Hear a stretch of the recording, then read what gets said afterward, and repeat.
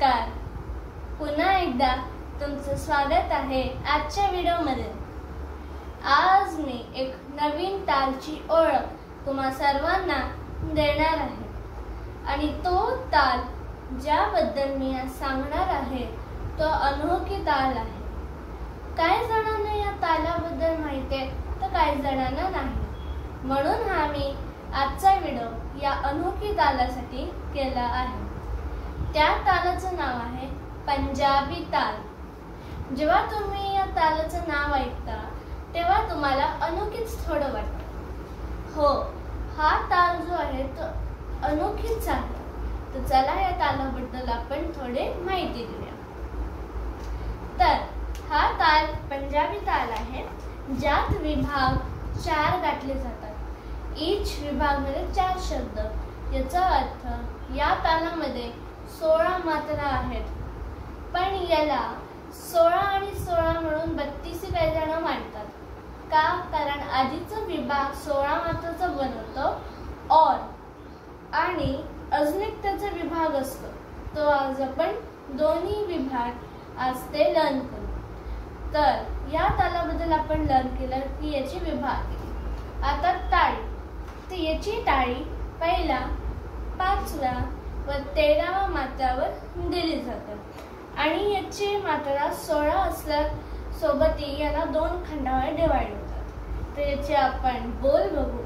तर याचे बोल आहे धा धिंकडा धा धिंकडा ता तिंकडा धा धिंकडा आणि धा धिंक धिन धा धिंक धिन ता तिंकती धा धिंक धिन. हा ताल जेव्हा तुम्ही ऐकतात तेव्हा थोडं प्रोनाउन्सिएशन साठी कठीण येते, पण तुम्ही जर याला रेग्युलरली डेली बेसिसवर प्रॅक्टिस केलं तर हा ताल तुम्ही इझिली बोलूही शकता, हातावरही देऊ शकतात आणि त्याच्या मात्रा समजूनही तुम्ही खंड पाडू शकता. तर याचे आपण बोल पुन्हा बघूया.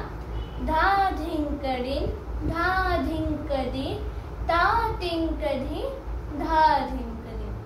आणि पुन्हा दुसरा विभाग धा धिंकता धा धिंकता ता धिंकता ता धिंकता.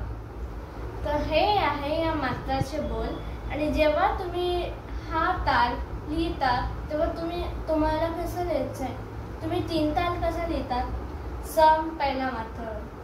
तसंच तुम्हाला सम पहिल्या मात्रावर पहिला विभाग लिहायचा. धा धिंक धा धा धिंक धा ता धिंक धा धा धिंक धा.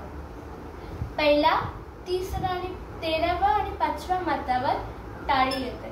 तर टाळी द्यायची खाली जी आहे आपण करतो ना खाली, ती 9व्या मात्रामध्ये येते.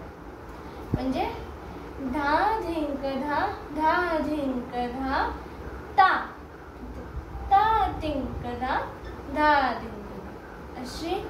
असा हा ताल भातला जातो. तर आजच्यासाठी एवढंच. पहा हा ताल तुम्हाला कसा वाटला. धन्यवाद.